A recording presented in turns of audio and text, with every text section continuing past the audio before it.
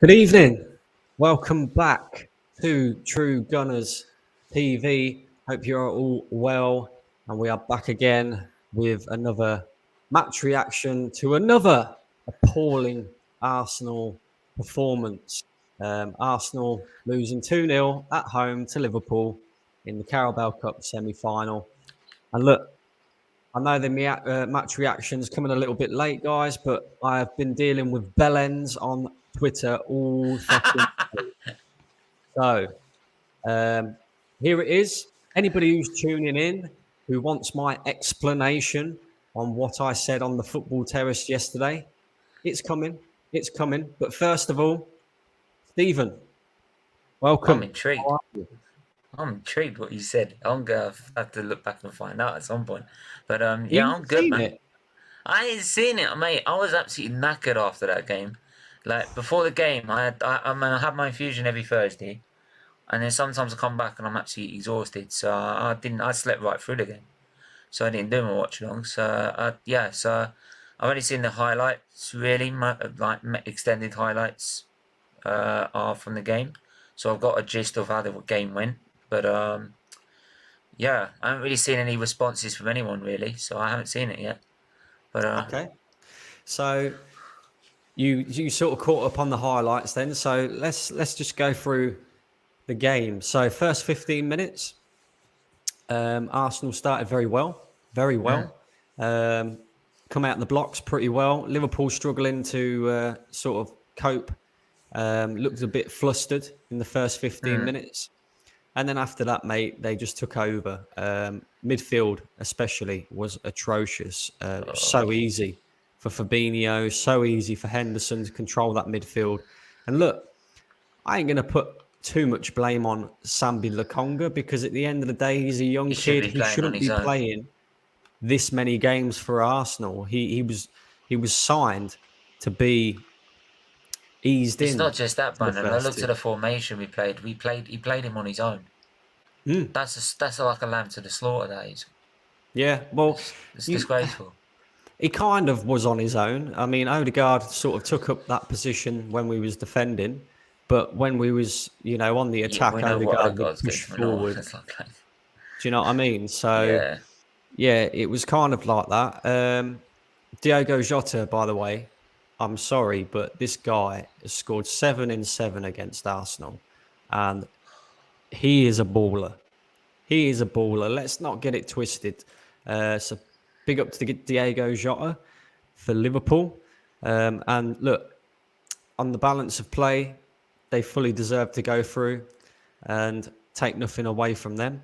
And also, big up Gabriel Martinelli as well, because he is the only Arsenal player on that pitch who did not deserve to be on the losing side at all, mate.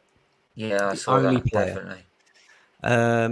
And yeah, like I say, after the first 15 minutes, Liverpool just took over. I would also think from what I saw, Saka was trying his best, but again, the fatigue side again comes into the fold, because like I said time and time before, he hasn't rested since the first lockdown. So being able to be rested for 2 years, that's what's going to happen. You can get 20 minutes against Liverpool, and then you're going to I'm dead. So. Well, Saka, for me, he was very poor yesterday. Struggled to beat a man. Exactly, he's off the pace. Robertson had him in his pocket yesterday. It was so easy for Robertson yesterday. We had one, I would call, great opportunity. Alexander Lacazette blazed over the bar. For me, he put a free kick on the bar, didn't he? He put a free kick on the bar, yeah, that was a good save by Liverpool's second choice goalkeeper. But this is the thing, Stephen, this is what annoyed me the most about the game yesterday. Liverpool, they played with a strong side, don't get it wrong. But they're a team that are missing Salah, missing Mane. There was missing Alisson yesterday, and we barely even tested their goalkeeper, mate. Yeah. Do you know what I mean? And we're at home. And look, I'm not going to sit here and say that, we should be beating Liverpool or anything like that. But let's be honest. We had the home advantage. We did the hard part, mate. We got the 0-0 draw at Anfield with 10 men. We did the hard bit. And yesterday, All we had to do was keep our heads, play our game, and if we needed to, take it to penalties, take it to extra time, take them into the deep end. Do you know what If it we're looks really, like? It if we're looks like to struggling for me. fitness as well, because I'm Yeah, hearing a lot of players were, well, obviously a lot of players were out injured and a few with COVID, and you know. The one thing that I'm getting absolutely slaughtered for at the moment on Twitter is what I said about Tomiyasu, and he was out injured, and I didn't know that when I said that, but and I didn't know that he hadn't trained for the week. So, but I still stand by what I said to a degree, and I'll explain it in a minute. But the thing is if we're struggling for fitness, stick 10 men behind the ball again. Make it hard for yeah. Liverpool to break us down. But it was so damn easy for them to just cut us See how open on the Conte's counter doing it attack. with Tottenham at the minute, shithousing his way to wins. Like, Exactly. like And you this do is with what you've where, got. You play to what you've got, and this is the thing. He seems to think he can play the same way with the lesser squad, and this is why, like, unless he has a full strength side, he gets exposed because he doesn't adapt his game plan at all. exactly, And mate. like, I've said it many a times, and these certain decisions is what cost you titles and top four and everything like that. So what makes you think I'm going to start backing this guy now? Just because of Exactly, 10 mate. wins. Well done. Exactly. I mean, we all heard it at the beginning of the season. Arsenal fans were going, yeah, well, we ain't got Europe this season, so it's only one game a week, and we Oh, it's can go supposed to be really easier. far in this competition and that competition, and top four is the main aim for the season. I understand that. I said it myself.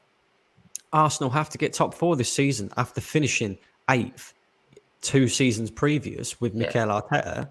It's not good enough. You have to get yourself back in the Champions League. You have to be able to attract the better players and stuff like that. Not that we haven't been able to attract better players, because let's be honest, we've got Aubameyang with no Champions League, we've got Lacazette with Partey, no like, Champions League, Party. Do you know what I mean? So, but you've got to start moving the club forward. And so top four was always going to be the main aim of the season. And, we're still in with a shout on that. So, but even so, it's starting to look like it's a bit in the balance. Do you know what I mean? And then we get knocked out of the FA Cup early, which, let's be real, the FA Cup is why Mikel Arteta has kept his job for so long, because he won that competition. If he didn't win that competition, he'd probably already be out the door by now. Do you know, that's the only competition that has given Mikel Arteta credit in the bank. And we got beaten by Nottingham Forest.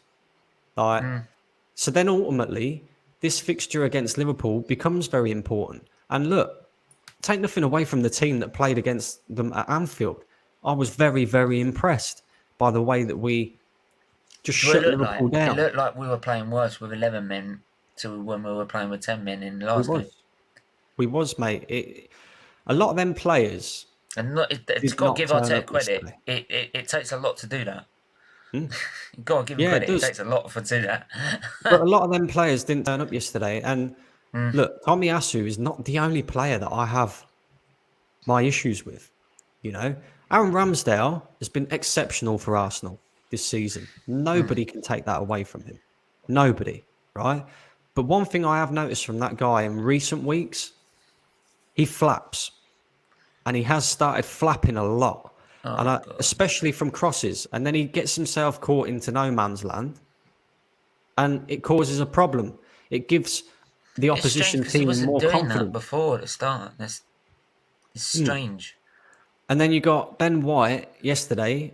Ben White, again, I've praised him when he's had excellent games. And he has had some excellent games for Arsenal. But Oh, he's so inconsistent, it's unreal. Do you know what I mean? Brandon, honestly, this guy, I am at the point of literally exploding.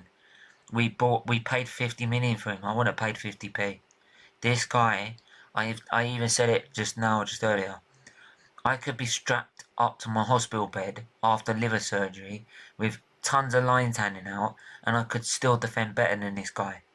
This guy is useless. Every time he's had a good game, and everyone gas him up, I've gone, no, he's so inconsistent. Every time he touches the ball, it's like, like, just get rid of the ball, right? And this is why, because he never tracks runners. He never tracks the man that he needs to be marking. Right, Saka. You could possibly blame Saka in a way for the first goal, but then like Ben White should be an alert defender. He should be there, done. Right, putting that tackle in. No, he picks it up too late. The tackle comes in too late. Right, never picks him up. Second goal. I'm more of a Ben White. Ben White should have had that wrap round his leg, wrap round that defender's leg, oofing that ball up in the air. Right, not. And the reason Ramsdale's come out is because he knows how shit he is. He knows how shit he is, so he's thinking he's having to come out and deal with it because he knows Ben White won't deal with it. It's I'm honestly to the point of exploding with this guy. Honestly, this guy's useless. I would have paid £50 million for a stick of rock from Brighton. Not even joking. One thing that game showed us yesterday, right? And I said it on the football terrace. You know, I got clipped up for what I said about Tomiyasu. But if you go back and you watch the video, anybody who's watching, you'll see exactly what I said in the build-up to that. And that is that all this stems back to 2 to 3 people. And that's the 2 to 3 people that are in charge of this football club. Edu, Mikel Arteta, and Vinay. And the reason it stems back to them is because we were short in the midfield. We have been, and we have known we have been for a long time now. We've left ourselves exposed in that position. We've allowed players to leave on loan. You know, we've allowed Ainsley Maitland-Niles to go out. Whoa! I just seen the title of that bit? They split it in a section. The Japanese bellowing. Is that what you said? Jesus Christ! In a sec. No wonder the fan base is fucking erupted. In a sec. Yeah, in a sec. I'll explain it all in a sec. But it all comes back to them 3 people, because we should have players to fill the void that we have in certain positions within the squad. Midfield, you know, it was our weak point again yesterday. Midfield. Striker, you know, you don't get many opportunities against Liverpool. Liverpool are a very good side. You've got to take your opportunities when you get them. To take your opportunities. Yep. And I can tell you for a fact, Stephen, Aubameyang's been poor this season, but if Aubameyang got that chance that Lacazette had, it's in the back of the net. Yeah. Do you know what I mean? So it shows that we are crying out for a striker. We are crying out for a midfielder. We're 21 days into a transfer window. Still what's the most important for you? Because that's the big question. Midfield's more important than anything else for me, because we're still scoring goals from midfield. Although I have previously said in previous streams that we've got to be cautious that they don't start drying up from midfield. Because if they do start drying up from midfield, who's going to score the goals? Lacazette don't score many goals. He's never scored 20 goals for Arsenal in a season. Aubameyang's not getting back in this team. That's clear to see, because Thomas Partey yesterday morning was in Cameroon. By the evening, he was on the pitch for Arsenal. Do you know what I mean? And then you've got Aubameyang, who's he come back from AFCON. Yeah, okay, he's had issues with his health, but he even made it pretty clear in his tweets yesterday before the game that he is healthy, he's fine. So why was he not on the bench? Our bench was filled with kids. Yeah. Do you know what I mean? So it's clear to see that he's not coming back into this team anytime soon. And he'll probably be sold. So then you've got to replace the goals that he gives to Arsenal. Okay, he hasn't given them to us this season, but in the previous 3 seasons, he's held a golden boot and he scored 20 plus goals a season. And that's what you need as a striker. If our goals start drying up from midfield, luckily this season, right? We've managed to find a way to score from goals. Midfield, yeah. Martinelli's been scoring goals. Smith Rowe's been scoring goals. Even Odegaard's chipped in with, a couple of goals himself as well. And they start drying up. All of a sudden, we don't look that great of a side anymore. No. Right? I will say this as well. I will just real say swiftly, this as well. just before you jump in, moving on real swiftly to everybody who's watching. Yes. The comment that I made on the football terrace yesterday was about Tomiyasu. For me, And it is probably a bit harsh, but I've said that I think he is the Japanese Becky B. Right? I think you've done that deliberately, haven't you? That's a deliberate Photoshop. Now, maybe that's a deliberate Photoshop. Fair enough. Maybe I was a little bit harsh. You know, you got to remember, it was straight after a game. Disappointed with the way that we've lost, but at the same time, I ain't retracting that statement because for me, Tomiyasu has got away with a fair few performances that have not been that great this season. And I don't think this guy is as great as what Arsenal fans make out. I really don't. I'll give you examples here. 2-2 against Crystal Palace. Yeah? Go back and watch it on the highlights. Any Arsenal fan that's watching that disagrees with me, go back and watch it on the highlights. He gives an absolute hospital ball to Thomas Partey, where we concede the first goal. And he can see that Thomas Partey is surrounded by 3 Palace players. And then from there, it's easy for them to just go through on goal and score.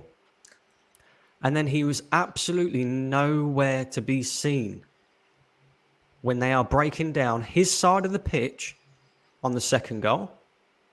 So that's game number 1. Game number 2 against Brighton, 0-0 draw. The majority of their dangerous attacks came down Tomiyasu's side. He got absolutely run ragged by Cucurella, a player that nobody has ever heard of before. And to this, since that game, he hasn't been spoke of since. He hasn't done anything since. Cucurella. He hasn't, created any assists or ripped any players like the way that he ripped Tomiyasu. Yeah. The third example, Liverpool, 4-0 to Liverpool away at Anfield. Tomiyasu, go back again and watch it. Tomiyasu lost his man for the first goal. Trent Alexander-Arnold's free kick. That was Tomiyasu that lost his man. And he's completely out of position for the third goal and absolutely nowhere to be seen for the fourth goal. And both of them goals came from his side. So I looked at it, right? And I thought about it. And I went back and I thought about all the things that Arsenal fans, including myself, have said about Hector Bellerin. Yeah? And to me, Tomiyasu is no different to Hector Bellerin, apart from he hasn't got the pace. And I think that Tomiyasu is a little bit more of a technically better footballer. But aside from that, he still gets spun up by players. He can't defend one-on-ones very well. Yeah, if you watch him real closely, take nothing away from his aerial duels because, listen, his aerial duels are up there with the best defenders in the league. He wins the majority of his aerial duels. But another thing as well that I forgot about, hands up, and probably a lot of Arsenal fans have forgot about, Tomiyasu is a centre-back that has been converted to a right-back. So his natural position is centre-back. That's why he is so good in the air. You know what I mean? So maybe Arteta should look at possibly playing him at centre-back instead of the Seaside Mustafi. Do you know what I mean? But at right-back, for me, yeah, he's no better than Hecky B. No better. He doesn't overlap, yeah, which is why yesterday, for example, Saka didn't look that great because he was getting doubled up on and then he had no help from Tomiyasu. And what's the funny thing is that just quickly, Stephen, I'm not blaming everything on Tomiyasu, mate. I'm not. But obviously he had, out of all the Arsenal players yesterday, he had the poorest of games. And since I said what I said, it has come out that he didn't train, for 2 weeks or whatever. He offered to come back into the team because we didn't have Cedric and we didn't have Chambers available. So big up to Tomiyasu for that. Well done. Yeah. And it's on Mikel Arteta for not going into the transfer market to get cover. And it's on Edu for not getting cover, knowing full well we haven't got players in order to cover. Oh, but we did. We sold Marie and Kalazan. Exactly. Do you know what I mean? We sold Marie. For me, right, if Tomiyasu is not 100% fit, you can't play him at right back. Yeah. You can't, because he got absolutely destroyed by Liverpool's most dangerous player in their team yesterday, by Diogo Jota. Yeah?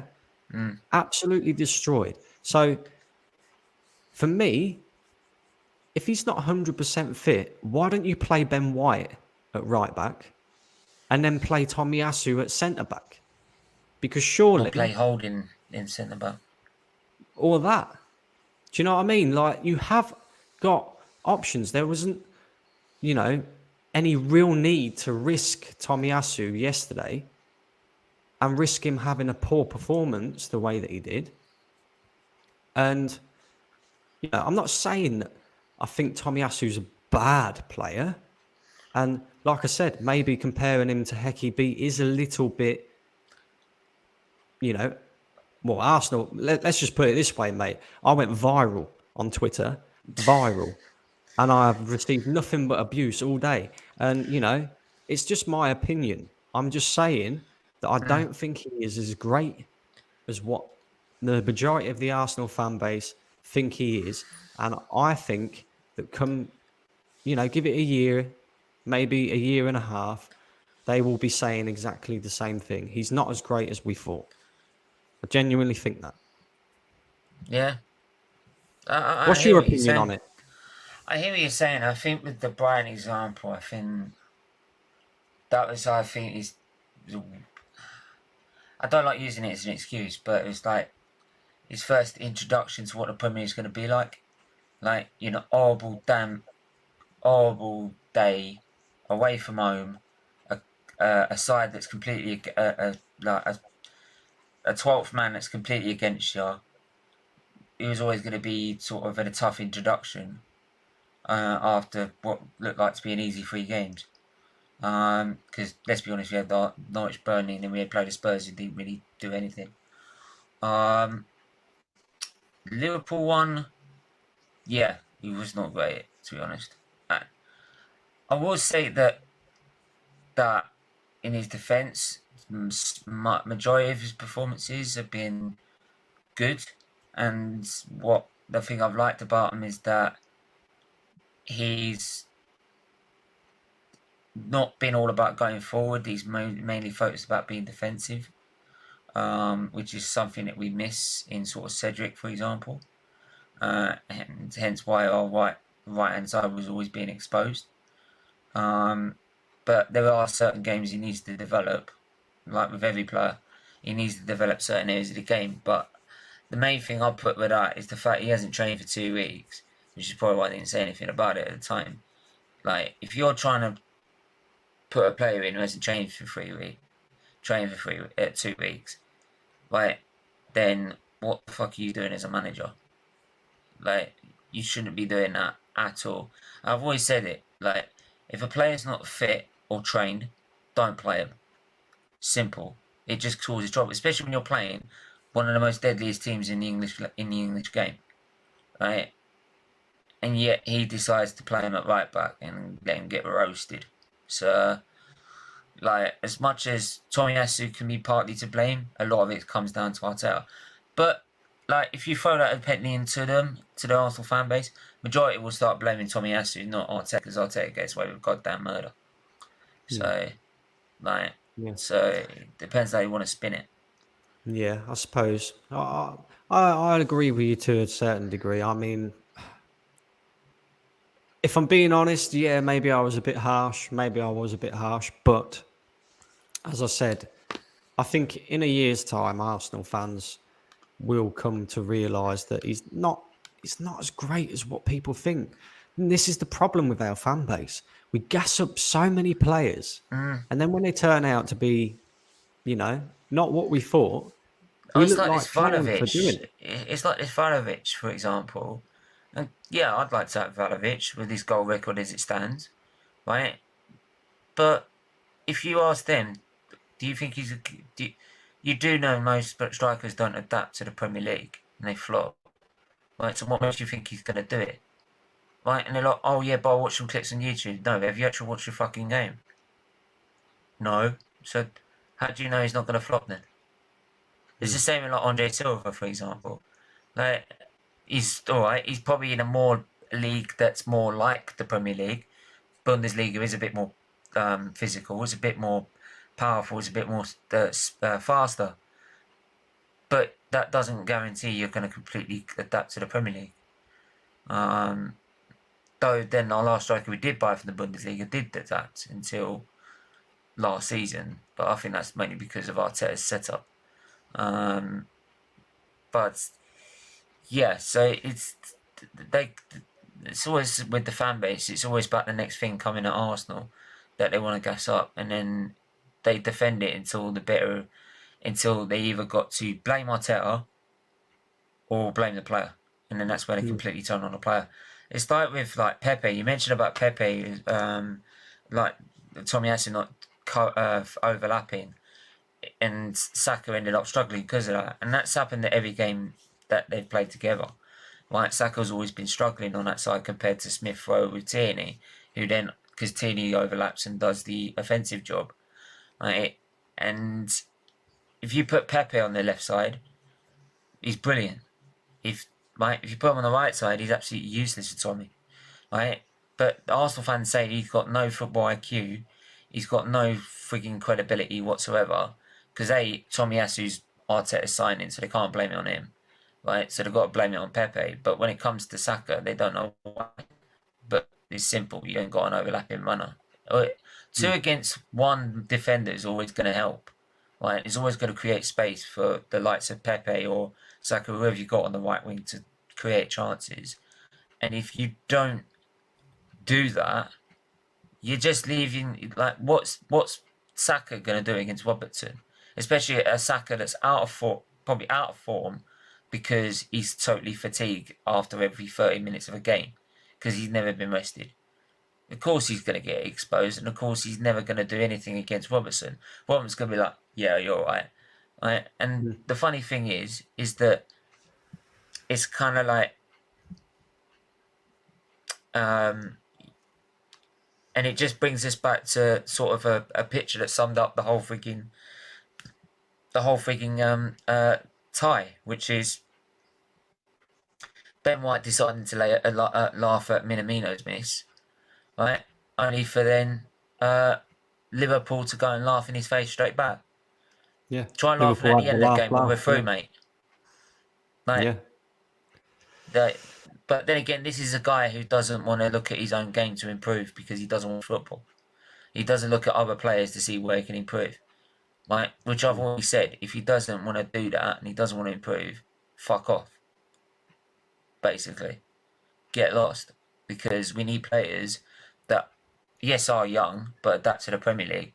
But I've always said with Vlahovic for me is very young and a big gamble to go for. Because, yeah, of that fact of adapting to the Premier League, especially at such a young age. Okay. Obviously, moving on, we're going to talk a little bit more about the game. First of all, Thomas Partey making a return. As I said earlier on in the stream, he was in Cameroon yesterday morning, playing for Arsenal. Come on, did a 16-minute cameo and got himself sent off. Another player that is serving a suspension, and another midfielder as well. So that leaves us even shorter in midfield now. Well, we have to play midfield. We have to play a game now to get him back. That's the worst situation. We now have to play a game to get our midfielder back, or postpone more games to get El Neni back. And what happens when we do that? Do we then postpone? If we postpone the games to get El Neni back, and he gets sent off, what do we do then? Play Arteta in midfield. Mate, no, he'll play Patino, and then everyone will go blame Patino because you can't blame Arteta. Right, that's what I saw after the Nottingham Forest game. I'm like, you're criticising an 18-year-old. Are you real? Like, what did on. you make of the red card though? What like? Because I He's was got just studs in up for disbelief. both. I mean, I think about it, right? The game was already gone. Yeah, But for Thomas Partey, an experienced player like Thomas Partey, a player who's played Champions League football, who's won league titles with Atletico but Madrid, this is what, for Brandon. him This to is come why I've on said. This is why I've said so many and make times. two stupid challenges as Yeah, well, one after the other, it was almost like Granit Xhaka Mark 2. I don't know whether it was Granit Xhaka wearing a Thomas Partey mask. I genuinely don't, mate, because it was literally, that was a stupid challenge, Thomas. Yellow card. 2 minutes later, he's doing it boom, again. yellow Yeah, card, red card. Like, what are you doing? It's almost like the players are even it's more screaming like out. Partey was I'm done with this game. I'm done with football. Right, just set me off, please. It's almost like the players are even screaming out, sign some fucking players. Like, I'm going to keep getting sent off until you sign a midfielder because this is And then he comes unbelievable. back, gets himself sent off to say, sign a fucking player, will you? Yeah, yeah.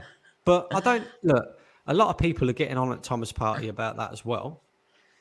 But Well, then too right too. He's an experienced international and an experienced Champions League footballer. You should be known better again, than that. I put it down to fatigue as well because the Yeah. guy flew back from Cameroon the same bloody day that he's, later on that evening, literally like 4 hours before he just arrived back in the UK. And then all of a sudden he's coming on for Arsenal because we can't get any control in the midfield.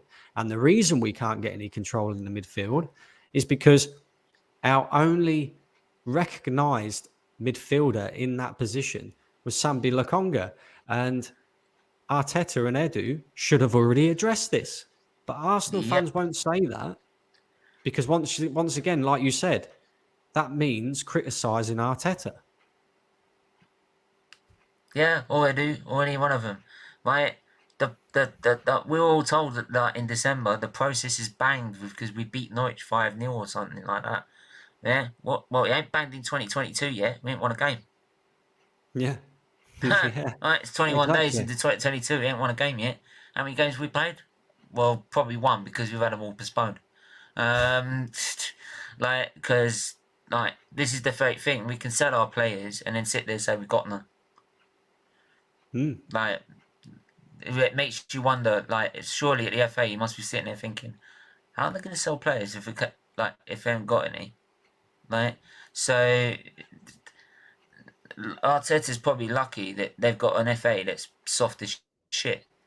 Because if I I'll was tell part you, of the FA, I'd say you've sold some mate, players, mate. You've got players. Fucking play them. Arteta is the luckiest manager in the world. Any other season, we'd be playing those games. I can tell you right now that if Sunday against Tottenham had not been cancelled, our season would already be over. The only reason that our season has a little glimmer of hope is because we have a little glimmer of hope of getting into the top four. If we'd have lost that game against Spurs and they got 2 games in hand over us, that's 7-point deficit. That is very, very difficult to make up. But before we can talk about all of that in a minute anyway. Let's talk a bit more about the game. Now, obviously I mentioned Tomiyasu, but the thing that pissed me off the most yesterday with Arsenal is, as I said at the beginning of the stream, you don't get many opportunities against Liverpool. Yeah.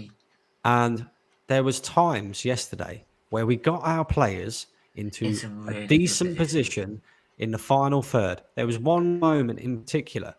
Saka pulled the ball back to Martin Odegaard on the edge of the box. He has an opportunity to shoot, and he thinks he's the Norwegian Fabregas. Start doing all this intricate shit. Like, seriously, mate, shoot. How Do you know many what I mean? times have I shouted at a TV at Arsenal and gone, shoot the fucking ball. Do yourself a favour. Exactly. Like there was that one.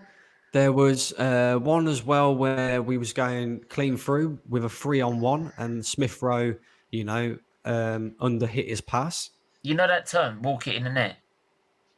Yeah, that's exactly what we tried to Exactly do. what it is, isn't it? It's exactly what it is. He's seen Wenger do it when he was playing for him, so he wants to do it himself. And the thing that got to me the most is, like I said, Liverpool played with a second choice goalkeeper and we barely even tested the guy. How? The guy could have sat up and read a fucking newspaper. And I was watching highlights, so that was supposed to make it all interesting. But all the shots I was seeing, it was... Yeah. It's off into the moon. Exactly that, mate. Exactly that. Mate, it didn't need a Saturn V rocket to get to the moon, trust me. It just needed frigging, like, Lacazette's right boot. Yeah. And then, again, like I say, credit to Liverpool, they're a great side. And Jota destroyed us like he always does. Trent Alexander-Arnold as well. Yeah, he was getting ripped by Martinelli in the first 10, 15 minutes. Absolutely ripped. But that guy, I don't know whether it was Klopp. Klopp might have changed something at halftime or whatever. But that guy found a way to expose us. And I tell you now, yeah, you can tell that Trent Alexander-Arnold used to be a midfielder because his passing and his crossing is exceptional, next level. If that guy could brush up on his defensive skills a little bit more, look, he did very well against Martinelli yesterday, but if he could brush up on his defensive skills a little bit more, there's no question about it, he would be arguably the best right back in world football. In fact, I'll even go as far as saying one of the best players in world football. Yeah, not a lie. And at his age as well. Yeah. And he was exceptional yesterday. So, it is what it is. But Stephen, moving on from the game yesterday, because of course we're all pissed. We both are. It is what it is. Top four is the only thing now that could save our season. That's what we've all heard now. All we've heard all over Twitter is that, we can focus on top four now. Exactly. Loser mentality from this fan base is unreal. But, it is what it is. So top four is the only thing that can save our season now. It is top four or bust. And my question to you is, we've got Burnley this weekend. Burnley sitting bottom of the Premier League table, struggling like mad, looking like they're going to possibly be relegated. We're at home. We're at the Emirates. We must get a win in this game. Anything else but a win, and top four, it will start to look a bit, you know what I mean? So, Burnley this weekend, can we get the win? Well, you know how you played that song, like Knocked Out, was it, by Akon? It's how I feel right now. And by the way, that got copyrighted, thanks. I had to mute it. Get. Yeah.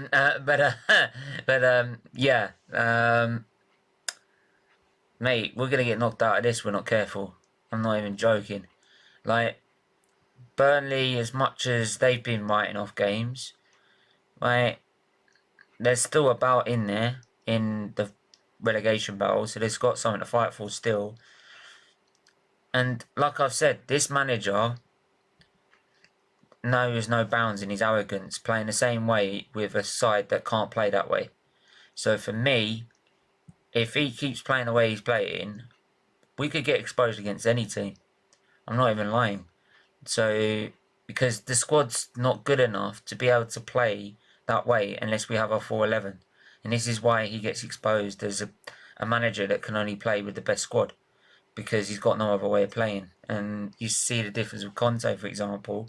Though he hasn't got the squad at his disposal, he plays a different way to how he probably played at Inter to suit the players he's got around his system. That's how you get the most out of your players. This Arteta, we all know, can't do that. So, mate, I've predicted a 1-1 draw, and that's just me being optimistic. Like that's 1-1 me being draw. optimistic, mate. But 1-1 draw, or even 0-0. I literally see it being a boring 0-0 because we've got no midfield whatsoever. Unless we play the Congo Patino again, Lukonga's going to try and play on his own and get absolutely exposed in the midfield. So it's going to be a constant battle in the midfield all the time, and it's just going to peter out with maybe a few chances here and there for both sides. That's what I see. I I'll tell you honestly see what. it. If we get a draw, if we draw against Burnley at the weekend, you are properly going to see me lose my shit on the football terrace. You think last night was bad? You fucking wait, because I tell you now, anything but a win in I might that fucking game, join you. and we are out of the top 4 race. Especially if Spurs win at the weekend. I don't know who Spurs have got. Who have they got? Who have they got? Tottenham have got Chelsea. Oof. Okay. So What about might Manchester be United? West Ham. Oh, that's a 6-pointer between them two. Yeah. So really and truly, mate, we've got an And don't opportunity count West here. Ham out. Oh no, don't rule West Ham out at all. But we've got an opportunity here to, create a little bit of a gap. We're playing Yeah. Burnley, and if I tell you one thing that I say about Arsenal all the time is we never capitalise on other teams' fuck ups. How many times have we done that this season? Exactly. I fully expect Chelsea to beat Spurs. Everton. Even though Chelsea are on a bit of a poor run of form at the moment, I think they will beat Spurs. And then the Manchester United West Ham game, that is a tough one to call because West Ham have been really good this season. And Manchester United haven't. Like, even though they won the game the other day, they did not look that great. They really didn't. There's just something missing at Man United. So if I had to put my money on it, I would say that I think out of the two teams, I reckon West Ham will win that.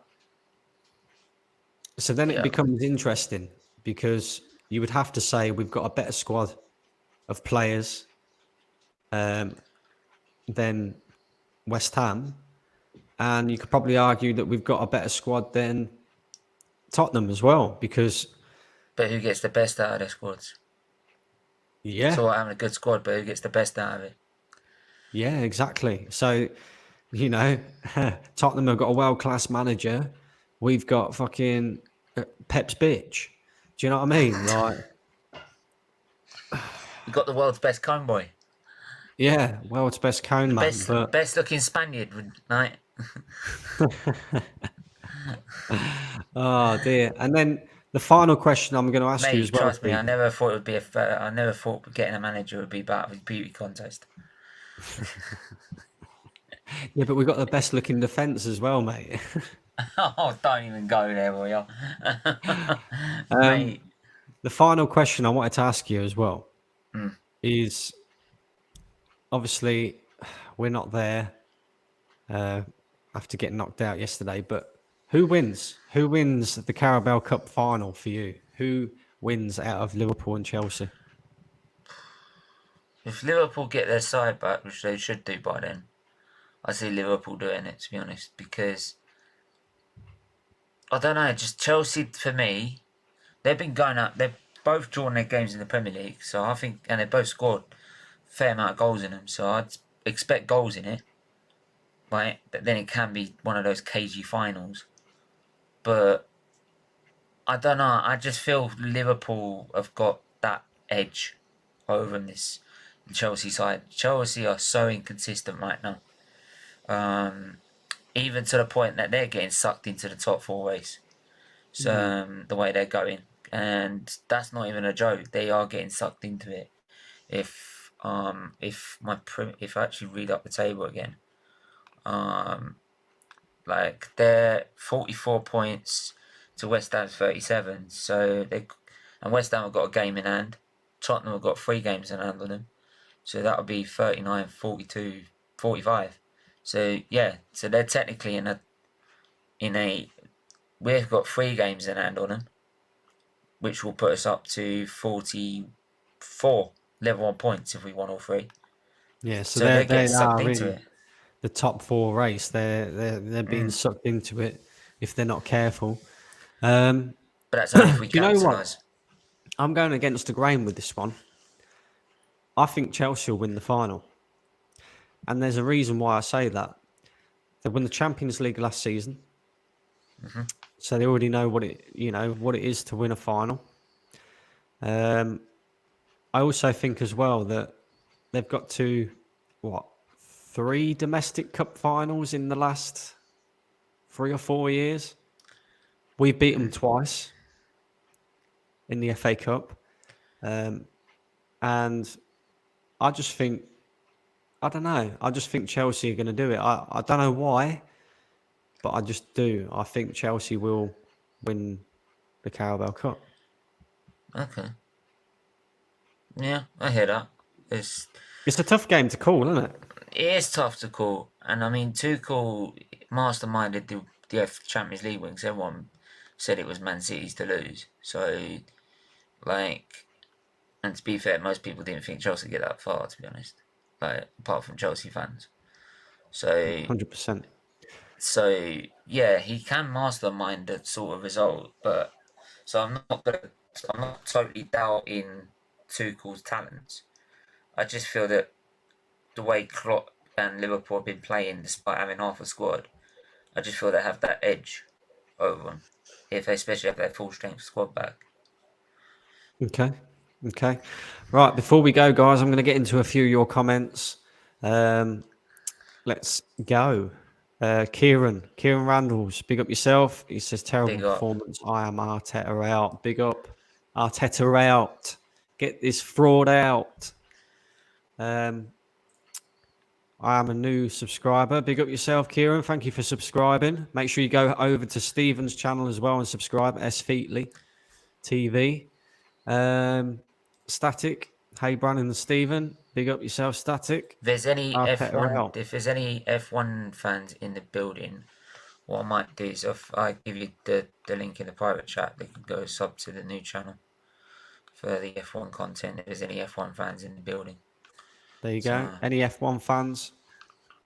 So if you just drop that in the chat and then Jaminio, big up Brandon and Stephen. He says the only player who looked up for it, up to the fight, trying hard, trying to make things happen, looked like he actually cared, was Martinelli. He also says we stuffed 5 past Kelleher a few years back at Anfield and couldn't even score 1 past him last night. There you go. See, we stuffed 5 past this keeper and we didn't even test him last night. It's unreal.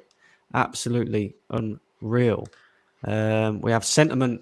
Sentiment is in the building. Static, I watched it earlier. What's he talking about here? I think it must be about your it's about my channel earlier. I was going on about the static rattled Luca, like so about like he was going about like he was saying he wasn't demanding better, so he was Arteta in. You just have to say Arteta in and Luca goes mad. He goes mad. Alex Arsenal says Arteta out now. Tommy out too after yesterday. Jesus Christ. There I was thinking I was a bit... Yeah, Alex, that's a bit harsh. Come on, man. Like, and again, like, if we all thought about that, I will say this, though, and I keep going back to it, for example, Perez's first season was just shocking. Like, and then the next season he was voted the best player in the league. One of the best players in the league. So, for me, like, I got to give players the benefit of the doubt because we gave Perez the benefit of the doubt and he turned out to be a brilliant player. Not saying Tommy could do the same, but you got to give him that season to adapt, like to adjust fully. Yeah. So Sentiment here says Japanese Chambers. I thought I was being harsh with the Japanese Heki B, and then I thought maybe the Japanese Aaron Wan-Bissaka. Oh, I don't know. No, that might upset a few more people. Yeah. Yeah, but even they've said they've had enough of him now. all you've got to do to appease these Arsenal fans is just say, look, everything's going great. Arteta, he's a great manager. He's going to be one of the best in the world. You know, He's got it's all his new rosy in the fashion Arsenal line. garden. He's getting his new Loving it. fashion clothing line, like these new fashion sponsors. Did you say Luca is Arteta in? No, no, no. What he said is that I was going to because he say was he's just demanding put for in. better. No, no, no. Because he was demanding for better. He was accusing him of being Arteta. Like, and what I'm saying is, all you have to say is like Arteta, you're Arteta into Luca, and he goes, "Oh, I'm the mad one." Like, he goes absolutely bonkers. Like, it's one of the Martin, most funniest things you'll ever see. Martin in the chat, evening Brandon, has clueless Big up. Arteta been sacked yet? No, mate, unfortunately No, not. We've got at least, mate, this guy's got a 10-year life expect. This guy's got 9 lives. He's got 9 years on his contract. he's like a cat, isn't he? Yeah, 9 Yeah. lives. By the way, Stephen, as I said a little bit earlier on in the stream, we signed no players. We're 21 days into a transfer window. Where is Edu? If you had to guess where you think Edu is, If he's not, he's probably on a ski resort, and he's probably inside the little hut in his ski resort, flipping burgers, like having a big old cigar in his mouth, thinking everything's rosy in the Arsenal garden. Right? Fuck if we need midfielders. We could get Valavic, and it's going to cover up the biggest issue, and it's going to be a complete appeasement to the fans, and they're all going to forget of the midfielder crisis, and I'm going to look like a complete genius. yeah. It's kind of like that, really. My best guess now is, well, we haven't heard from this guy for quite a while. He hasn't even come out any statements and said that we're looking to do this or we're looking to do that. I reckon my man's sharing a bunk bed with DT.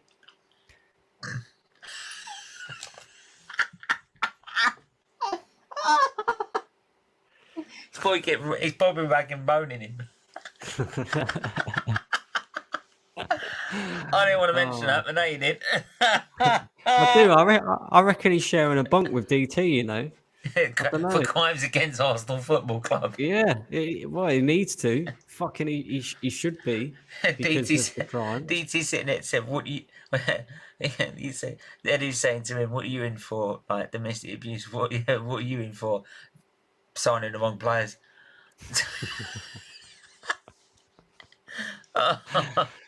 Oh dear. Afsar, Should big buy up him a yourself, behave Afsar. Eh? Should buy him a behave hat.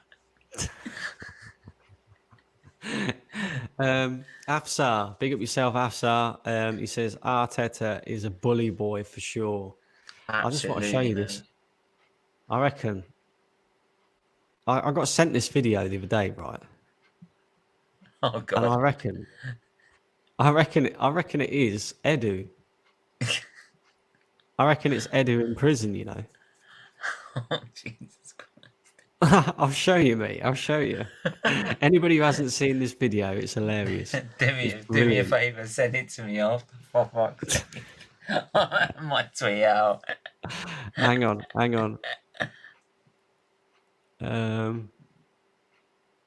Oh, come on. Where is it? Hashtag other prison cells are available. Yeah. Can everybody see that? Right. Are you ready? Are you ready for this? I reckon this is what happens when Mikel Arteta goes into the boardroom and asks for players to be signed. Oh god. Hang on. Oh, come on. Oh, come on. What's going on?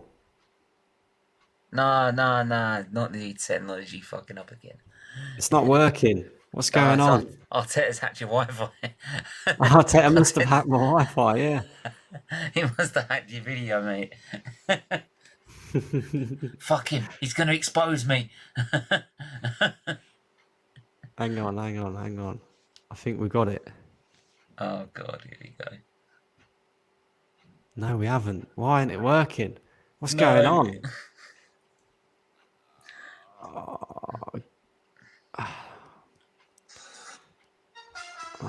days. Hang on, people. Hang on. Go on, Stephen. Just keep the show going, mate. I've got to find this video. Like, we got Brandon Steamer. Static says in the chat, Brandon Steamer, I had enough. The season is over. Arsenal just lose every game to get Arteta out quickly. Luca, big up Luca, saying a great show. If Arsenal finish in the top 4, it's still another season of a lot of pain and suffering. Absolutely, mate. I'm not gonna lie. Brandon was kidding before. Lucas should know that. Yeah, but like you say it and he just goes off on one. I'm not even. Arteta managed to hack Brandon's damn phone. Oh, mate. It's mad. Right, I found it. I've got it. Oh, God's sake. This is what happens when Arteta goes into the boardroom and asks for players. I'm going to have to... You might want to flip it around on its side. Flip it around on its side, yeah. Yeah, so it gets a full video. There you go. Are you ready? Yeah, I'm ready. Let's go.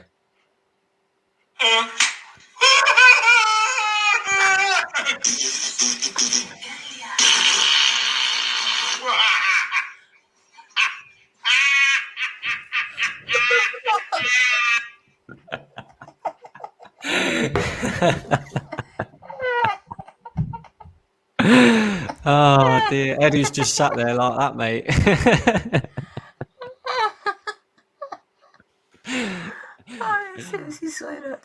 Oh, brilliant.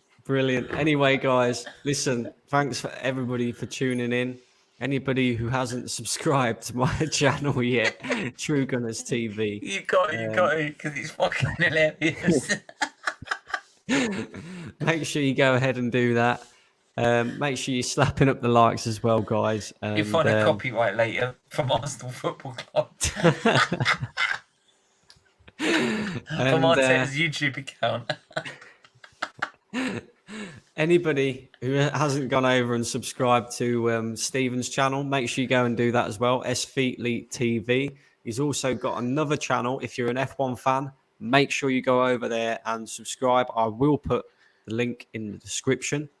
So yeah, make sure you guys go and do that. Another L for Arsenal, but we're still laughing. And we'll be back again with a match preview for the Burnley game. Fuck knows what you're going to do for that one. And we will see you in a bit. Remember,